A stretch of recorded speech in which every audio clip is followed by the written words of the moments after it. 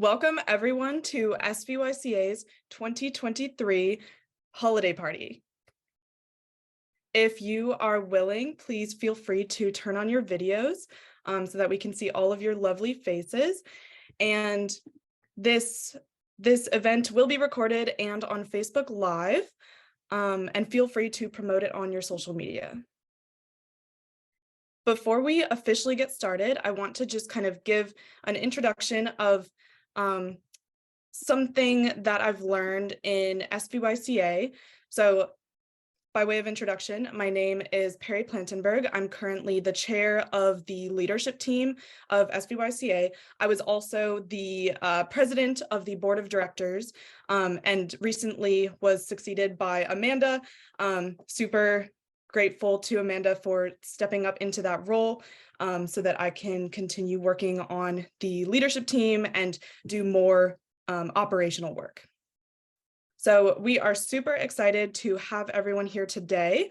I want to just start off by saying that I am so thankful to SVYCA for everything that it consists of and the impact that we are able to make as youth. When I was young, I always thought, the adults will fix all the problems. Like, I'm a kid, I don't have to worry about it. And then I started to notice that there were still some problems that the adults hadn't fixed. So I was like, okay, what should I do? But I didn't feel like I could make an impact because I was a youth. I thought that I have to wait until I'm an adult and then I can start getting involved. SVYCA showed me that I have the power to make tremendous impact right now. I joined SVYCA when I was a sophomore, and I'm now a freshman at UC Berkeley, and I'm still part of SVYCA because there is no other organization that is doing what we are doing and making the impact that we make. I have seen that the youth voice is powerful. In 2020 and 2021, SVYCA successfully advocated for 14 bills that were signed into law by Governor Gavin Newsom at the state level. And that's just like one example of the tremendous progress and impact that SVYCA has made. Today, we will be focusing on more recent successes to celebrate the progress of 2022 and continue the momentum into 2023.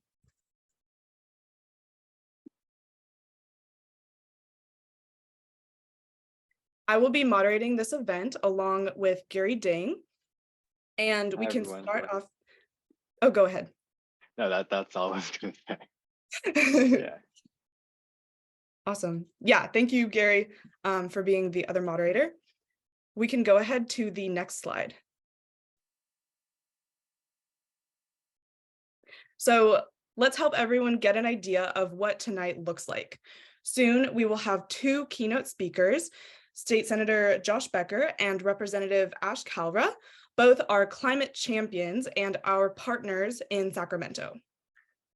Afterwards, we will get high-level updates from each of our SVYCA teams, as well as some information on SVYCA's youth leaders, new initiatives, and upcoming policy priorities. Then we will host mixer/networking breakout groups for everybody to get to know each other and discuss ideas to speed up climate action.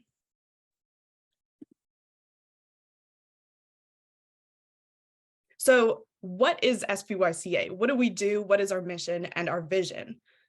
SVYCA is a youth-led nonprofit that empowers teens and young adults to combat climate change with impactful education and policy initiatives.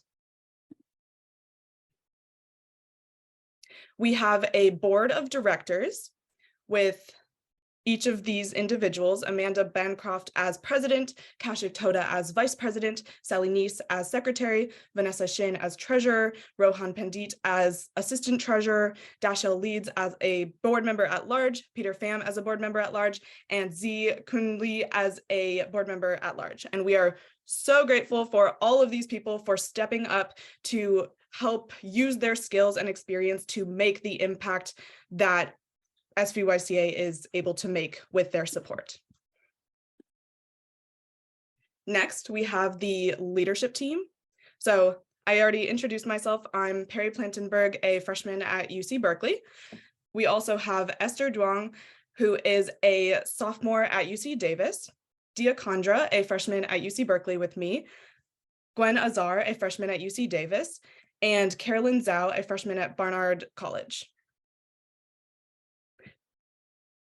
Together, actually, before we go to the next slide, to kind of explain the difference between the leadership team and the board of directors, the leadership team handles administration, recruitment, mentorship, key programs, and communication with each of our youth action teams. So kind of making sure that things are happening at the operational level. And the leadership team overall supports the needs for our teams and the organization.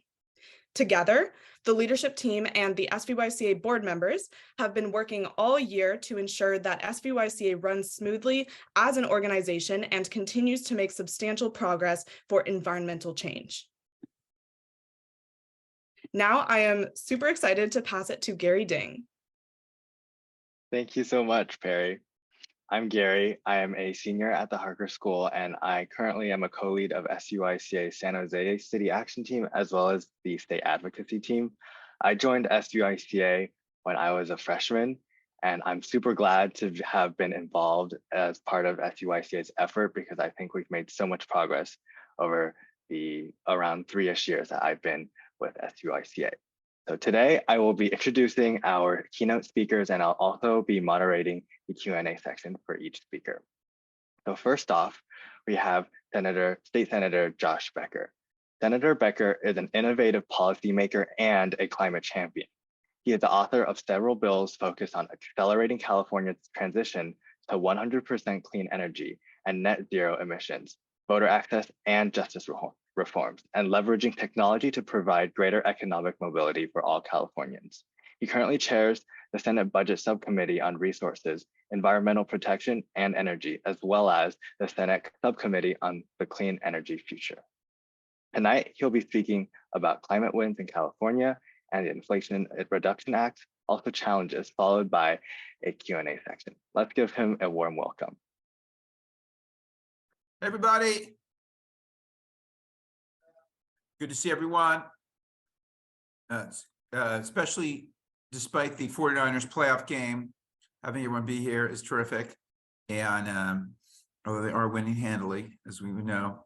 So, well, I would do. How long do I have? Very like 10, 15 minutes. Yeah. Yeah, you have 10, 15 minutes to present.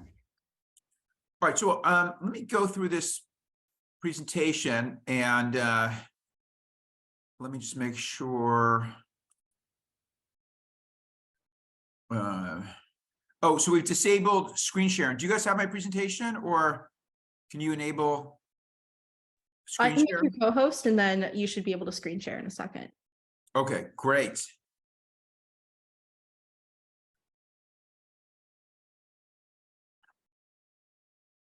Okay, you should have permissions, and let me know if it doesn't work. Okay, let's see. All right, how's it work? Can you see? Yep, we can see. Thank you, Senator. Okay, excellent. Cool.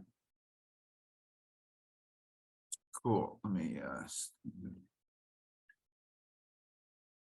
So what I want to do is kind of go through, folks like Mayor Kriesman, who's the CEO of Environmental Voters, who said this is the most impactful year for California, for climate legislation in California's history.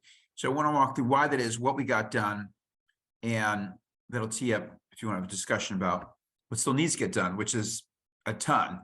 But it was a very good year, and really proud to be there in the middle of it. For me and my team, we've got big, audacious goals around climate, obviously, and social justice, as well as economic mobility. And so for climate, what do we need to achieve, and did this last session advance our goals? First, here's a list of my bills signed by the governor. Some of the climate ones I will talk through. One of the ones I'm really proud of is the free prison phone calls, where we struck a blow against the private prison phone call industry, which is a $1.4 billion a year industry, 2 companies, 80% of the market. And it's obviously funded on the backs of those in prison, many who can least afford it. And so that was a huge one. Some other ones we got done.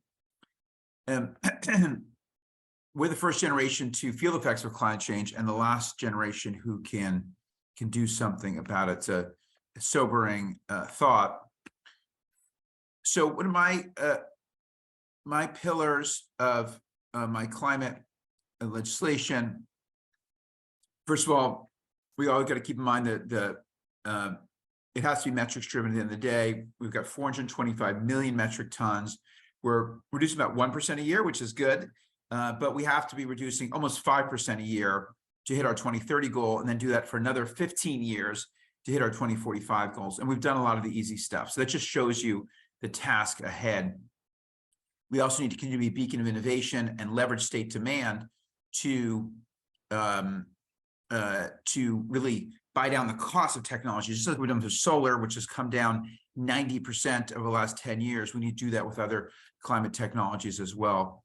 We also have to do this all with environmental justice in mind and at the forefront. Won't go through this, but want to remind everyone, you should all really study this and know where our emissions come from. About 14% of it is from the grid itself, which is 50% clean. We have to get that to 100% clean if we're going to get the benefits from electrification of transportation and buildings. Buildings themselves are about 10% right now of our emissions. Transportation overall is around 50%. It's that 40% of the light blue there, but it's about 10% of the industrial. And then you've got like methane emissions. I was just down in Merced with a group of senators hearing stories from people living across from these massive dairy farms. So agriculture, and then industrial, and things like concrete and cement. Concrete globally, 7% of carbon emissions are just the production of concrete and cement being really the flour and the cake of concrete. So we got to focus on all these areas. That's why it's exciting, but also a lot of work. So what did we do last year? The key goal setting, detailed enabling legislation, and then the budget. A goal setting, it's really a question, are we setting ambitious, measurable goals to hold us accountable? I had a bill we call California Zero to get the state to net zero by 2035. So that's driving demand for our 24,000 buildings and structures. It's all our fleet and all of our electricity. And again, we show what can be done, also show the limitations, and also we buy down the cost of these technologies for everybody else. One of the biggest things was codifying this goal, which we'd had by executive order, which is kind of like a press release, to have net zero no later than 2045. So that's now in law. 85% of that has to come from direct emissions reductions. The rest can be offset via negative emissions, which we can talk about later. This is a bill. We got 14 votes in the state Senate my first year, and I'm very proud that we got 25 votes. We need 21 in the state Senate, that we got 25 votes the second year. So a lot of work we did. Interim goals. Right now, we have this 100% electricity target by 2045, but we had no interim targets. We have a 60% renewable target by 2045, but again, no other interim targets. And so now we have 90% by 2035, 95% by 2040. These were numbers in my bill last year, my 24/7 bill. They got put in a larger leadership bill this year when it was great. We got those passed. So that's some of the goal setting that we did. In terms of enabling legislation, you probably heard me talk about the peak. If you look at this slide here, what you can see is that our use of fossil fuels goes down dramatically during the day, but in a day like October 20th, 2021, as soon as we hit 5, 6 o'clock, our fossil fuel use goes way up. And so we have to tackle those hours, the 4 to 9 p.m. And this wonky bill that we passed is going to be incredibly powerful, because starting 2026, every utility, every load service, every hour of the day is going to have to report how much energy they use and what percent was clean.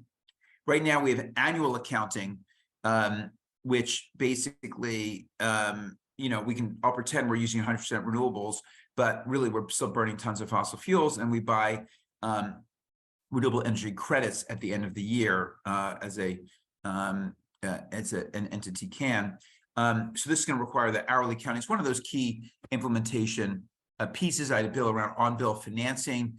We know that heat pumps, electric hot water heaters, these are all better, induction cooktops, but they're costly now for people to put in if you already have existing fossil-based appliances. And so what we really need to do is to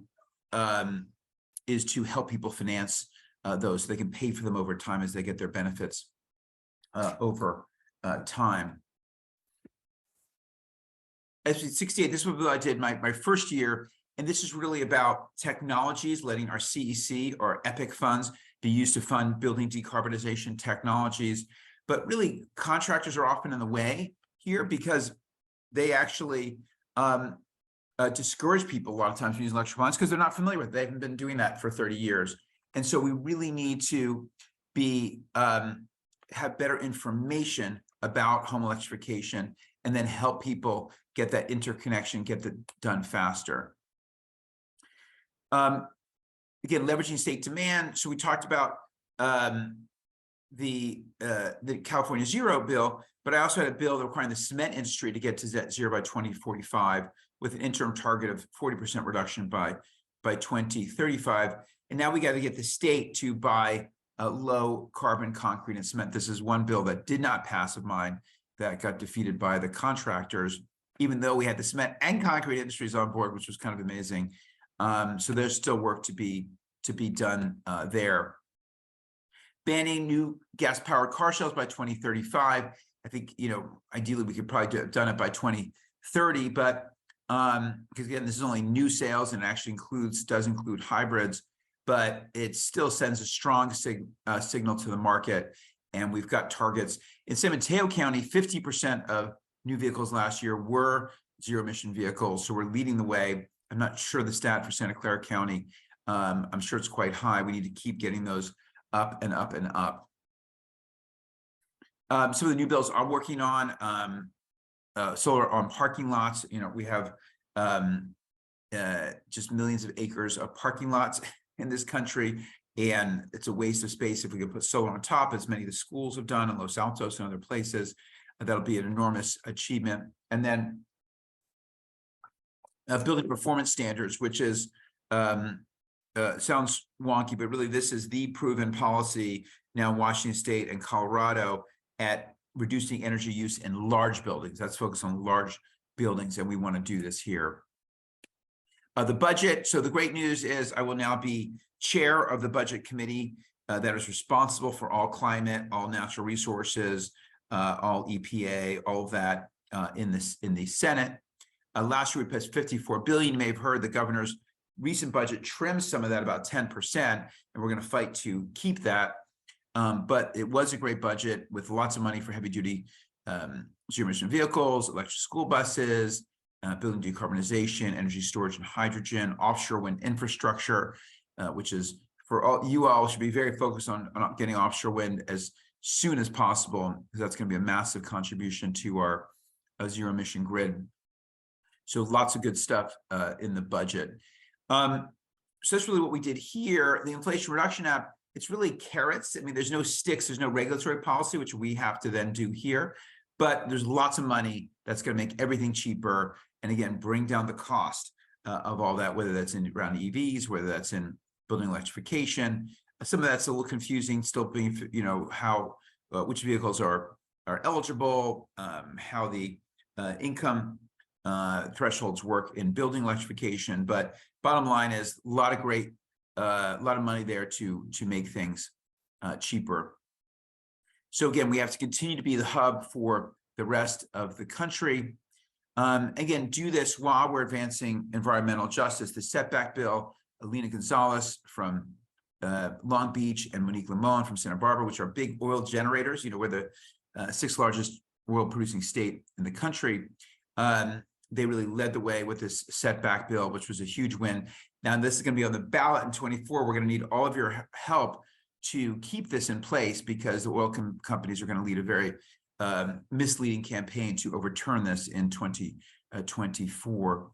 And then lots of our money that we're focusing, and this is really my job and others to make sure it keeps happening, is that all of the money we're spending on zero emission vehicles, but particularly in infrastructure, charging infrastructure, we need to drive that into diverse neighborhoods across the state. Otherwise, if they don't have that EV infrastructure, they're not going to be able to make the switch.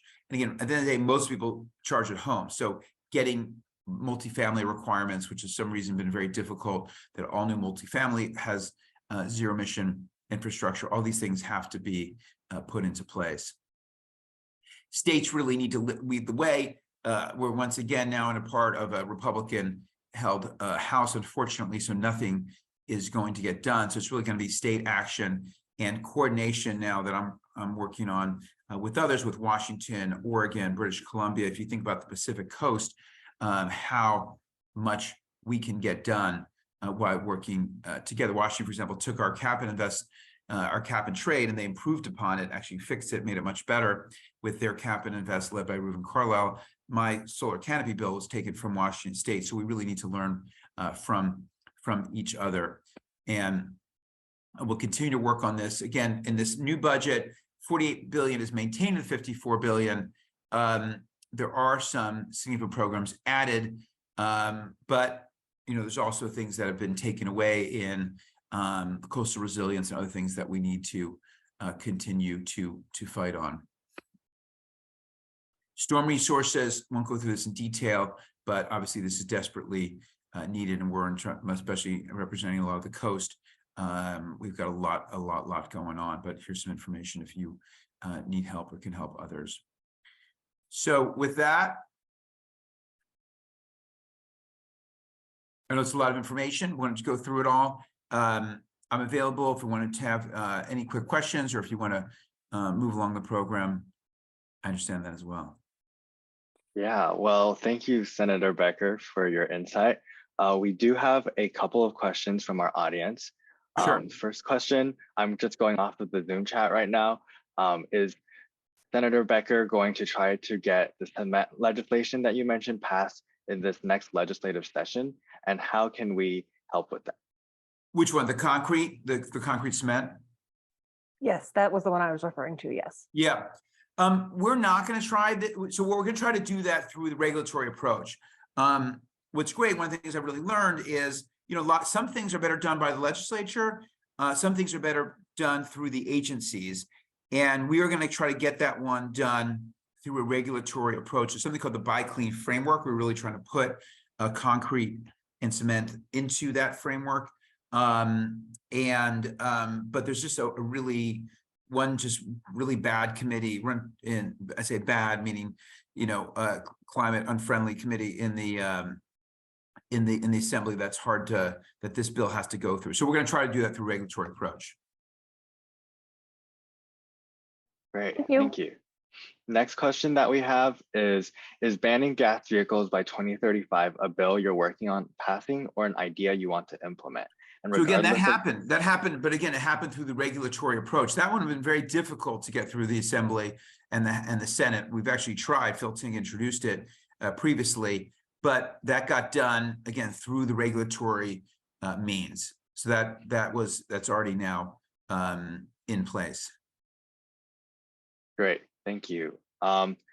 Next, you mentioned California purchases carbon credits. What are some specific projects funded by these credits, and how much is California depending on them for its zero emission goal? It's not that California is purchasing carbon credits. I think what I was referring to specifically there, I'm trying to remember the context. I was talking about our cap and trade. I was talking about individual energy companies, utilities, or even CCAs can purchase these open RECs, renewable energy credits. So that's really what I'm talking about. And it's just, in theory, it helps, you're getting that REC because somebody built a wind project or something. And so they generated that REC. But at the end of the day, it just masks the task that we have in terms of getting to 24/7 clean energy. And that's why it's not helpful. There's another issue with our cap and trade program with the current negative emissions.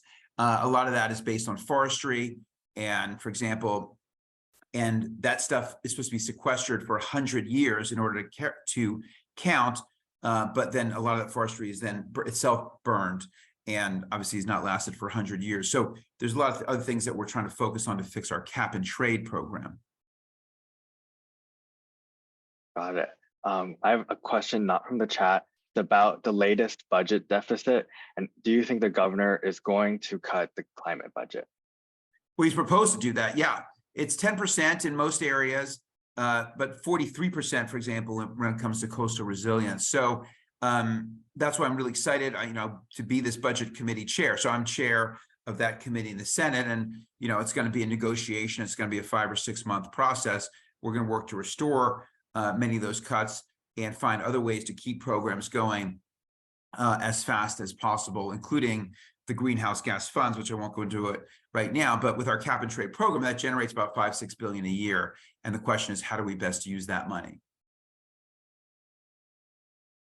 Great. Moving back into the chat, our next question is there any money allocated to improving our public transit, such as Caltrans, BTA, and Amtrak? Yeah, there was a fair amount of transportation money, and Assemblyman Kalra maybe could speak next. He probably will be better versed at that. But I would say that was also one of the areas that was cut, unfortunately. So in the governor's budget, he cut about $2 billion of the money that we'd allocated to local rail. And in my mind, the thing that we need in the Bay Area, what we need is local and regional rail. That's where we need to focus, and buses and other things. As opposed to, for example, spending more money on high-speed rail. But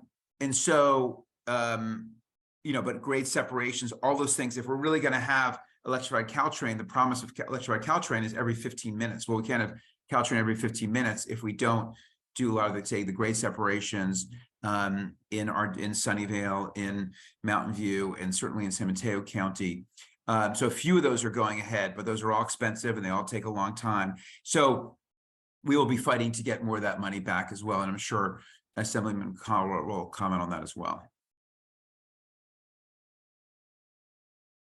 Great, thank you. Next question we have in the chat is, what are some examples of low carbon concrete, and does that include hempcrete? Hempcrete, possibly, yeah, it sounds like it does. I don't know about that in particular. But there are a number of processes. For example, one of the X Prizes, you may have heard about the X Prize. One of the recent ones was making stuff out of carbon.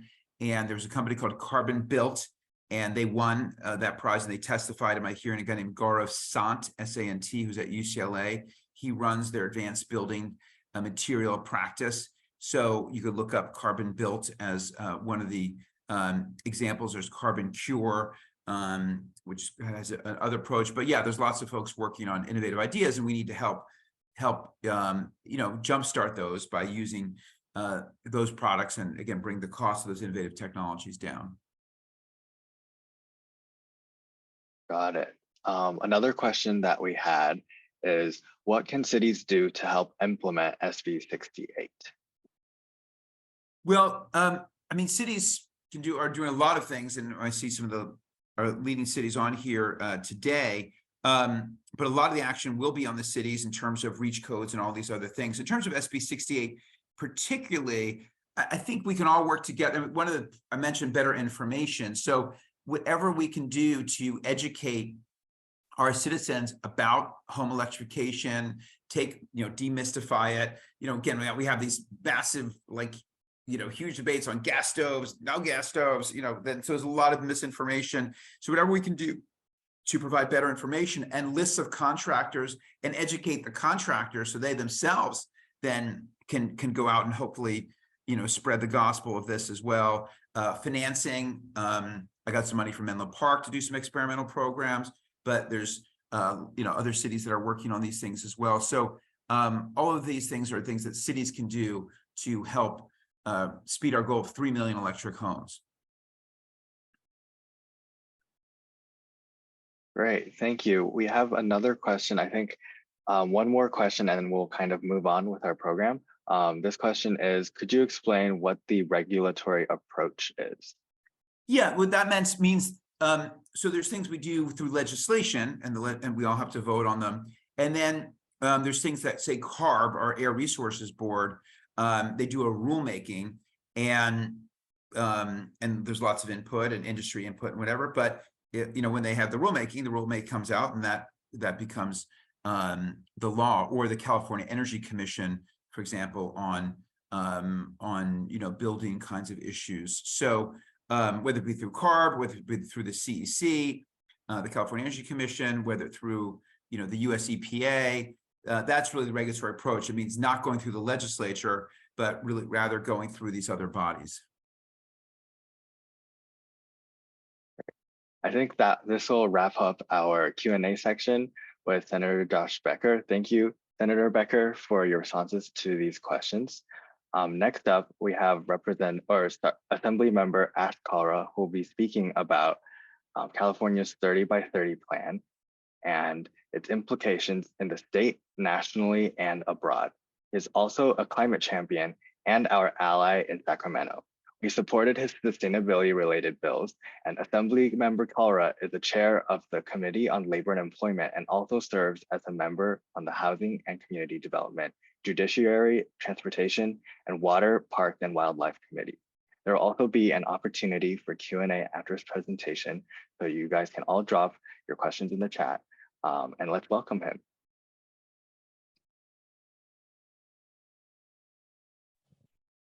Thank you all so much. Can you all hear me? Yep, we can hear Good. you. Awesome. Well, it's great to see everyone, and it was always great to hear my friend Senator Becker, who does such extraordinary work. As you can see, I'm in a parked car. I'm not driving, but I was going between events trying to get home in time. But here I am with you all, and grateful for all of you for highlighting these issues, and in particular, climate. And one of the things I want to talk about most specifically, as mentioned, AB 3030. So AB 3030 was a bill that I introduced a couple years back in 2020, and essentially it would require the state to protect 30% of our land and water by the year 2030. And now the number wasn't just pulled out of thin air. It was actually a number that bioscientists from around the world have identified as what we need to get to if we really want to be serious about combating climate change. Now, it's not the only thing we have to do, but it's quite a significant feat if we're able to achieve that goal, certainly globally, but at the very least in terms of nations, or in our case, a nation state. So I introduced the bill, and unfortunately, it did get held up in the legislative process. But the good news is that Governor Newsom signed an executive order essentially codifying 3030 into law at the state. And so I was very happy to see that. And since then, even the Biden administration now has looked at 3030 as a model. And subsequent to AB 3030 moving forward, and as far as the executive branch, we have introduced new bills, including AB 2278 this past year, that the governor signed into law. And what AB 2278 does, it actually requires the administration to actually track progress towards 30 by 30 goals. And so it's great to have the goal, it's great to have the regulation, but if we're not keeping track of our progress on a year-by-year basis, then we run the risk of falling far short. And so that was signed into law. The administration was actually very supportive of it. I think they also recognize they need that push. And plus, the fact is that it is a regulation, and Governor Newsom is not going to be there when we get to 2030. So we want to make sure that we have something that's codified that requires that continual movement towards our 30 by 30 goals. Additionally, I had legislation that was signed into law that has to do with equitable access to nature. As we're protecting 30% of our land and our water, we want to make sure that it's accessible to all members of our community. And as many of you may know, that hasn't been the case traditionally in our state or anywhere in our nation, frankly, that as we protect our open land, protect open spaces, so many folks don't have access. So many folks live in urban communities where they have park deficits, where they don't have access to these large swaths of land that we are protecting. And so that was also signed into law to ensure that we're taking into account how we're making sure that our land and water that we are protecting is accessible. So it's been exciting to see that movement in that positive direction. And even equally exciting, or in many ways more exciting, is in December, I went to Montreal for the United Nations COP15 conference on biodiversity. And the EnviroVoters, the formerly known as League of Conservation Voters, organized a delegation. There were assembly members, senators, and members of the governor's administration, including Wade Crowfoot, our Secretary of the Natural Resources Agency. So oftentimes when we go on these delegations, the Senate will go and do their own delegation, or the Assembly will do their own, or the governor's team will do their own. This, because the EnviroVoters organized it so well, it was actually all three of us, the two branches of the legislature and the governor's team that were there together. And what was great about that is that we were able to really tout the successes of California and speak as kind of one unit, if that makes sense, as opposed to having just different branches of government speaking for the state. And the great news is that California was, as a nation state, was so well received there. The work we've done on 3030 was so well recognized. And it was really, I think, a source of pride for us as Californians to know that we're not just leading a statewide conversation on this and regulations. We're not just leading a national debate on this and what's happening in DC as they're tracking our work, but we are literally leading a international effort on this. And we were able to meet with the government of Jalisco. We were able to actually sign an MOU. In fact, one of the first ever MOUs that was signed regarding climate change was the state of California and Quebec. Well, we signed it, and that was several years ago, about 8 years ago. We signed a new MOU to continue our efforts together, including the recognition of our work on 30 by 30. So it was very exciting to be there. It was very exciting to be a part of not just listening to what other nations are doing, but to listen to what other nation states are doing, including Quebec and including so many indigenous communities throughout Canada, Jalisco, Scotland. We were really able to hear from a lot of different nations and states around the world. And so as we come back to California, it really inspires us to do even more work. So right now we're in a point in which we're kind of figuring out what our climate package is going to be, what bills we're going to introduce. We obviously have 120 legislators, that all have different ideas. The administration works with all of us in different capacities as well. A couple of the bills I've introduced already, and I'm looking at a lot more, is AB 57, which is a pocket forest bill. Unfortunately, that got held up in the legislative process last year. And what a pocket forest is basically, the common, and some of you may have volunteered for groups like Our City Forest and others that do tremendous work on tree planting. But traditional tree planting is, okay, we're going to plant 50 trees or 100 trees of the exact same kind. And we're going to plant them, 50 feet apart, 30 feet apart along a line along the sidewalk, or in a park, separated along the pathway. That's not bad. That's a good thing to do. And it's been wonderful work by Our City Forest and a lot of the cities that have partnered with them. But what pocket forests do is actually do the opposite. Is that, okay, instead of 50 or 100 of the exact same trees spread out, over a couple of miles, we're actually going to find a much more dense area. It could be 1/8 of an acre, 1/4 acre, which is really relevant because a lot of cities and public agencies, schools, for example, have land that's not really functional for playground space or functional for park space, but it's just grass right now, or dying grass in many cases with our drought. Might be a funny time to talk about drought right now, but I think you get the point. There's certain pieces of land that you don't really have much function for. You can actually create a pocket forest there. And I've actually gone to Berkeley and seen these pocket forests. They use what's called the Miyawaki method, And it's extraordinary. It's what they do is they jam into, they just pack in to this small space a bunch of trees, shrubs, bushes, all of different varieties. And you basically need 2 to 3 years of intense maintenance, and then it's self-sustainable, which means, yes, you may have to water it for the first couple of years, but then after that, you don't need to anymore. After that, instead of having, hard grass or cement with water runoff, now it's being absorbed into this forest. And it really does become a forest. It's extraordinary. And it creates biodiversity. It becomes, it has carbon capture in a natural sense. It creates a water table. It has great impacts on biolife, biodiversity, and riparian corridors. And so it's really awesome. I'm glad we introduced it again. Keep an eye on for that one. I would love your support on that. And another bill I want to mention is AB 416 that I also got held up last year. I've been working on it for many years after I visited the Amazon in Brazil in 2018. I've introduced it every year since then. It's our Deforestation Free Procurement Act. And what that is basically, as a state, as we're purchasing items, we have to make sure the companies we contract with are not contributing to tropical deforestation.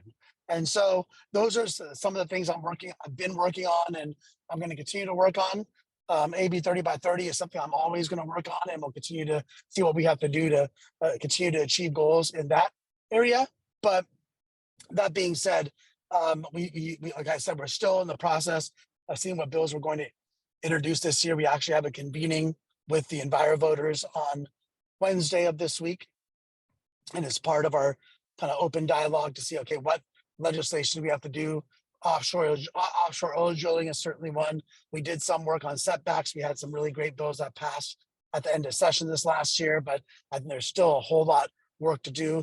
And a lot of that has to do with combating the influence of the fossil fuel industry. I don't take fossil fuel money or any corporate money. And I think that we need more legislators that are going to really listen to what the scientists are saying and kind of push away and ignore what the industry is saying, because even they're now in the process of greenwashing a lot of the work, a lot of the things they're doing. We have to be very cautious about their undue influence. So anyway, a lot to talk about. Very happy you invited me, and happy to answer any questions folks might have.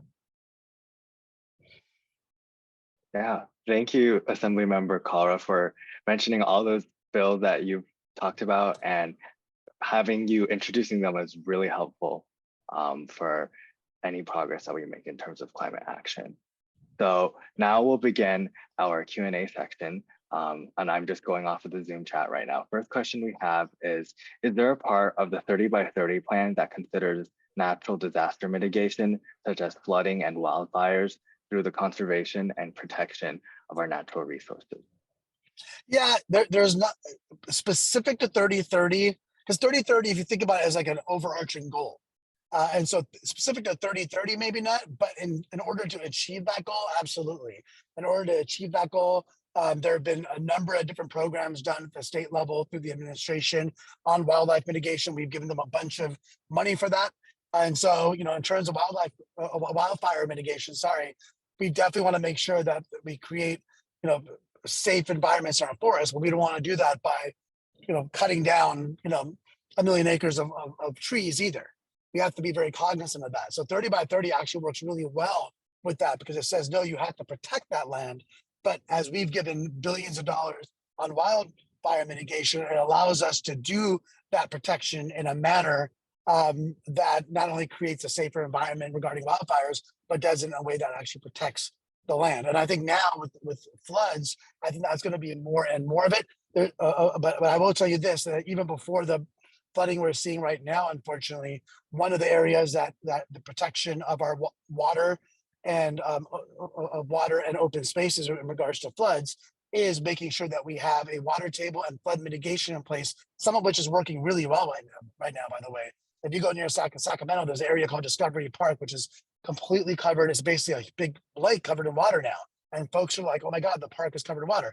Well, it's designed that way.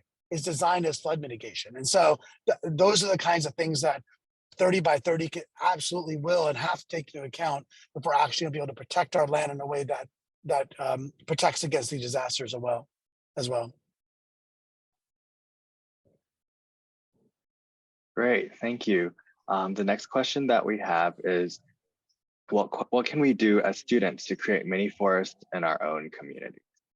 I love that because I think students actually have a huge role to play. As I mentioned, I went to a pocket forest that was in Berkeley. It was at a middle school in Berkeley. And basically it was the front of the school. So the front of the school didn't have a whole bunch of space there, but it was just basically before they put the forest there, it was just like plain grass, a sidewalk, and then like houses on the cross street. So it wasn't a part of the school they were using for sports or any other activities. And so that was an example of a perfect location. So think about your schools, whether it's a middle school, a high school, community college. Think about all these open spaces that are just grass that people really don't use, or maybe they walk across now and then, but otherwise are in pretty, dead areas in terms of actual activation. Those are places that we can absolutely have your advocacy and say, hey, why don't we have a pocket forest here? And my bill, actually, the idea behind it is that you'll use the California Forestry Department of Forestry or Department of Fire, sorry, they have these grants for urban greening. And cities can apply for it, and schools and other public agencies can apply for these grants. If we're able to get this bill through and have some funding attached to it, then you can say, hey, school district, why don't we apply for these grants to make a couple of pocket forests in our school districts, and we'll use the community to decide which ones, where it's going to be and all that. The students can help to maintain it. It's great educationally for students as well. So that's the long answer. The short answer is yes, absolutely. Great. The next question from the chat is, a public bank would help to reduce the cost of public works up to half. That money could be reinvested into the community for climate mitigation, affordable housing, and more. Is there work being done on a local or statewide public bank? Yeah, so we were able to get legislation on public bank. Unfortunately, it was watered down. I mean, the banking industry is incredibly powerful. We do need to do more. And I think one of the things that we can do is one of the things is to allow for local jurisdictions to do it.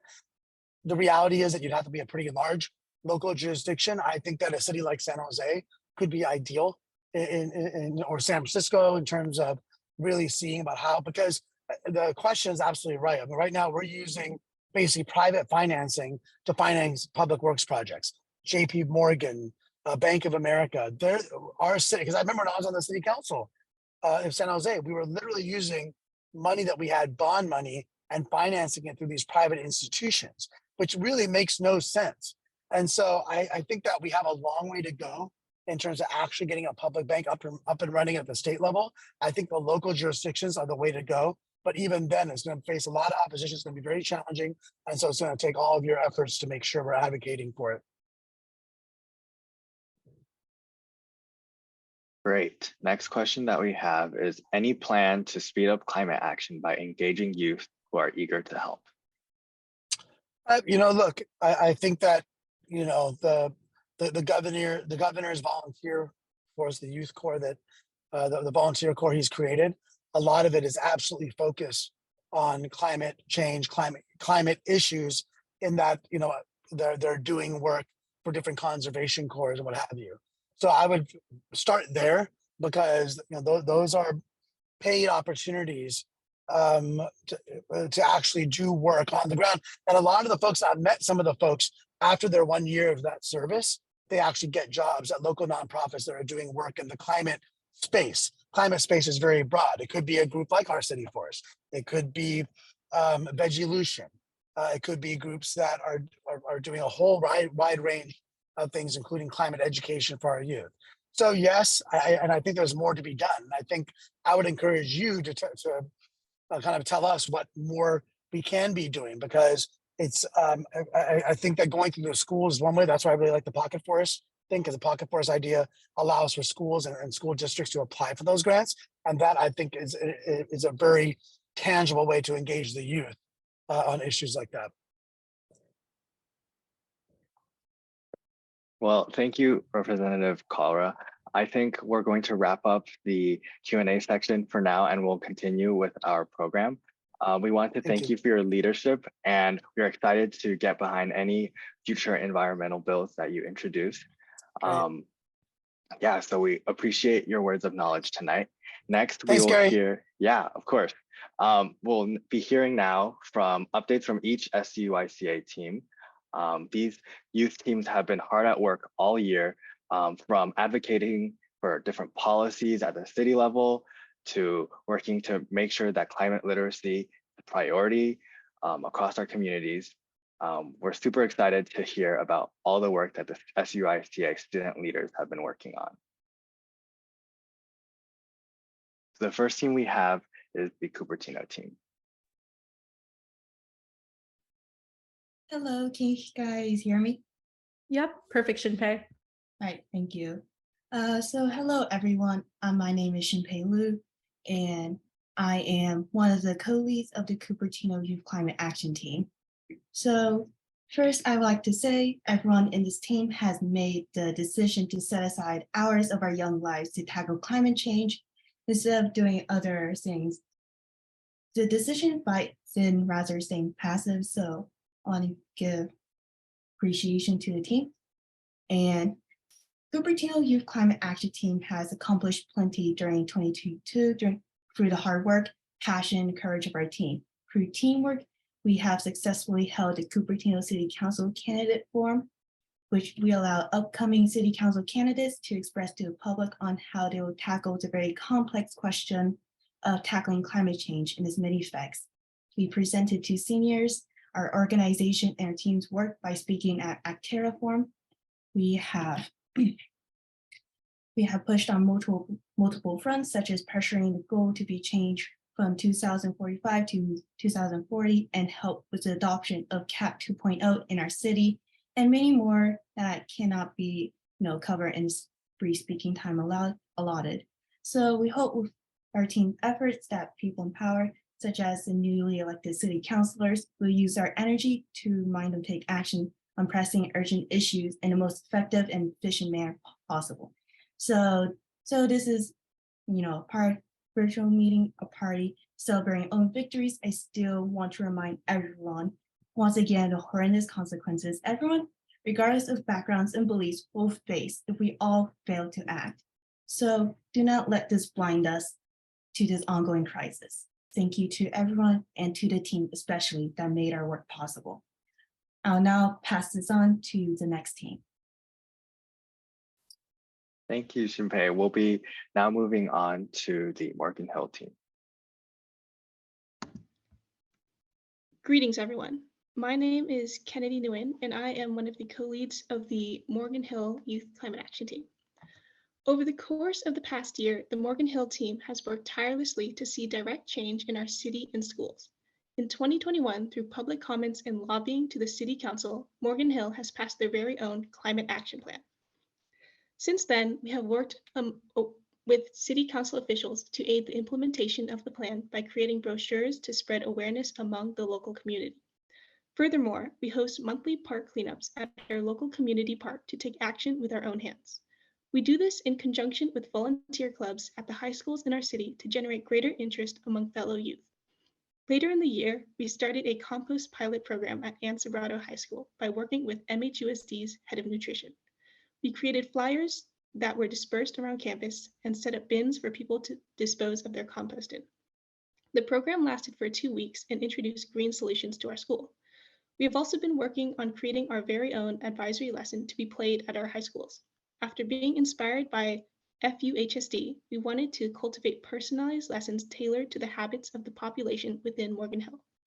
Finally, we helped host a school-wide assembly at Live Oak High School where we talked about climate change, its effects, green careers, and climate advocacy. Overall, 2022 was a great year of progress for MyCat. We hope 2023 is even better. Thank you. Thank you, Kennedy. Now we have the Sunnyvale team. Hello everyone, my name is Natalia Esparza and I am one of the co-leads for the Sunnyvale team. I would like to thank everyone for attending this wonderful event. The Sunnyvale team has accomplished so much last year and this year we plan to accomplish even more. We started the year by receiving the Environmental Achievement from the City of Sunnyvale as well as the Student of the Year for the 3rd time in a row. Then we hosted an amazing candidate forum where the residents of Sunnyvale were able to see the climate perspectives on the new City Council candidates. Lastly, during 2022, we started the preparations for a Bike for Bobo event with SVBC, which is an event in order to advocate for full-time bike lanes on Homestead Road, for the community to have a safer riding experience while on Homestead Road, which we plan to see through this year. Thank you for the wonderful team who have made this accomplishment possible. Now I'll pass it on to the Santa Clara team. Great. Thank you, Natalia. Now we have the Santa Clara team. Hello, I'm Alexis Tan, one of the Santa Clara team co-leads. The Santa Clara team has also been working hard this year. We've done a lot of advocacy. Mainly, we've advocated for the addition of AP Environmental Science at Santa Clara High School, which might be included next year. And we advocated for improved extended bike lanes down Prune Ridge Avenue, which passed successfully. And we're currently working on advocating for protected bike lanes near schools like Wilcox and Santa Clara, so streets Monroe and Benton. At the beginning of the year, we also advocated more on the climate action plan, the Santa Clara Climate Action Plan, to show our support for the proposed changes and to make sure that it goes through. And we were very happy to see that the electric reach codes last year that we advocated for passed this year. And outside of that, we've worked on our environmental stewardship with consistent volunteering at Eulastack, a natural preserve in our area. And we're also looking forward to 2023. I'll pass it on to the San Jose team. All right, thank you, Alexis, for that introduction. So for the San Jose team, in May, we were awarded the Youth Climate Champion by San Jose. We've also been onboarding a lot of new team members, many of whom are at this meeting. Hi, guys. And we also wrote public comments for the DER exemption recently. And as of right now, we're kind of seeing how that situation is going to evolve. And something we also advocated for is the creation of a sustainability commission. So that was about over a year ago with Councilmember David Cohen. And we wanted to include youth representation, and now it's really starting to move forward, and we're starting with the community engagement process. And we are also really excited to hear that Councilmember Cohen has been appointed to chair the Transition and Environment Committee, and we're looking forward to continuing our partnership with his office. I'll now be passing it on to state advocacy. Great, thank you, Danica. Now we have Rohan from the state advocacy team. Thanks for the introduction. Over the past 2 years, state advocacy has been working closely with climate champions in California's legislature, including Senator Josh Becker and Senator Dave Cortese. We've advocated for their climate-related bills as well as those from other legislators. We are proud to say that Senator Cortese recently secured $2 million in funding for Santa Clara's Office of Sustainability in order to establish the Santa Clara County Youth Climate Initiative, an idea originally proposed by SVYCA. We look forward to collaborating with key stakeholders to help train and galvanize more youth leaders through climate literacy in schools, exploring green jobs in emerging fields, and supporting city, county, and state level sustainability efforts. While we had victories, there were also some setbacks, such as disappointing results from the Climate Literacy Bill, AB 1939, co-authored by Senators Cortese, Becker, and many others. If passed, this bill would have made climate change curriculum a graduation requirement for California students so that our future leaders and innovators could gain the knowledge they need to create a more sustainable tomorrow. Despite this obstacle, we are grateful for Senator Cortese for reintroducing this bill in 2023 as a principal co-author, as well as Senator Becker as a key sponsor.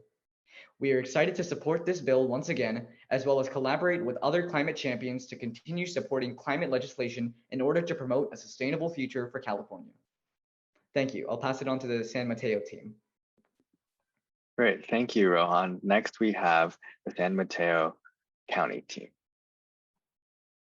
Hello, everybody. I will be speaking on behalf of the San Mateo County team right now. So they have led 2 joint public comment workshops in collaboration with Actera. They have also successfully advocated for some of the strongest reach codes in California within the city of San Mateo. They have also provided presentations to 2 schools and SMUHSD about climate advocacy and henceforth. And finally, they have advocated for the confirmation, sorry, I cannot, for my pronunciation, Amarant Lee as San Mateo Mayor, and that will be all from me. And now I will be passing it on to the FUHSD team. Hi, everyone. My name is Elisa, and I'm a co-lead of the Fremont Union High School District Climate Action Team. We worked with our superintendent, Graham Clark, last summer to initiate the FHSD Climate Action Team. And we currently meet monthly with 30 students from all 5 high schools who are ASB officers and environmental club members. Our Director of Facilities and Bond, who is actively ready to support our projects, SVYCA adult mentors, and city representatives to plan and execute district-wide changes.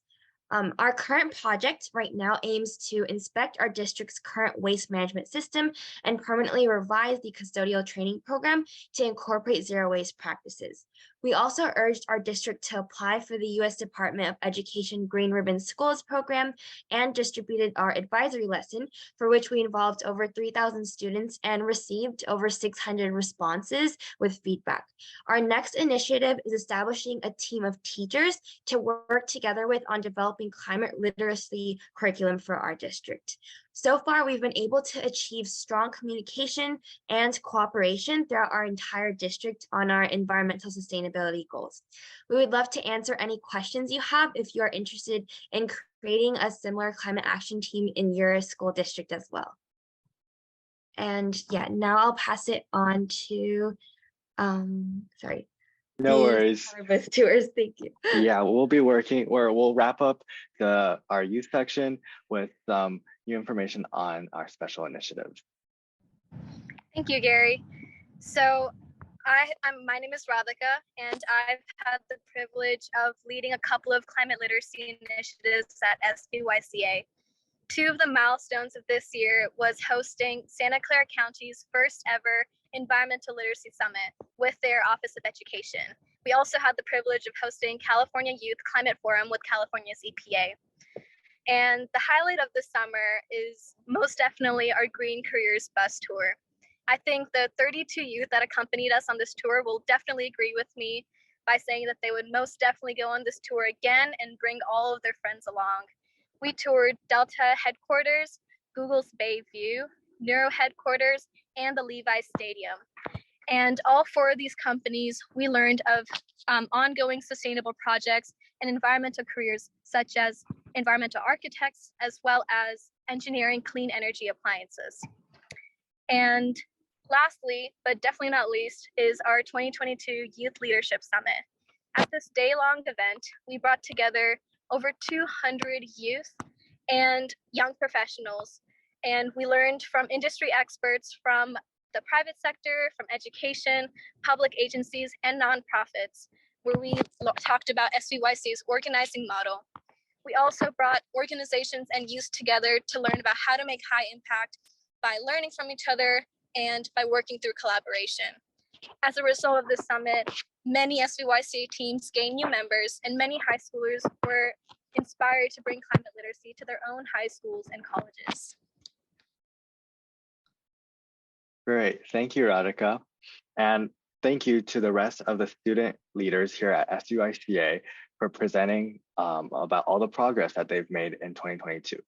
Through your hard work, we have made significant progress this year. Next, we'll be learning more about SVYCA's COP28 initiative, fundraising, and policy priorities for the 2023 year.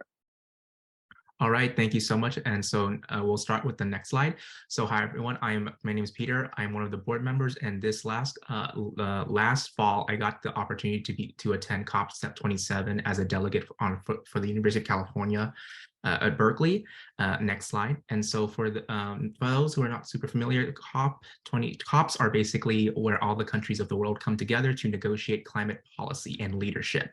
That is what has created the product, the Paris agreements that we all know of, and we're continuing to build on that with subsequent COPs that happen every year. And so at the COP, we get to, there's a lot of a one-on-one interaction that people can get with a lot of world leaders across the world, including our very own Al Gore and John Kerry. Next slide. And so within the United Nations structure and over the years, there has been a greater move to bring more and more young voices to the process, because young people have the greatest stake in climate change. So there's been more and more initiatives by countries to support a youth pavilion within the COP and to have youth delegates take part in negotiations, as well as just being there to learn and grow with each other. Next slide. unfortunately, as I think as the fourth largest economy now with California, we have a major role to play in that, where we can bring our students and our own state elected officials to come there to learn and to show what California is all about, to take part in panels and to really show what California is all about, and as well as to really bring our youth to the next level. And next slide.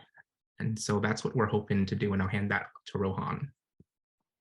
Thank you, Peter. And that's right. So, now that we're officially a 501c3, thanks to Hoy's leadership, we're going to be launching online fundraising in the coming months. A big part of it is that we ask you all as our supporters to support our fundraising efforts, as Peter mentioned. As we're looking to send a coalition to COP28 in Dubai, which is going to be later in November 2023. In addition to sending a COP coalition, we're also looking to raise money for a scholarship to support students that are part of our organization that are interested in studying climate and environmental science, sustainability, other related majors that are pivotal to fighting the climate crisis. And it's important to keep in mind as schools across the country are gearing their programs more and more to tackle climate change. You can think about John Doerr donating over $1 billion to Stanford for the new climate school. That's only going to happen more and more, right? So we have to think about that and support those students. And the money will also continue to support our organization and our programs.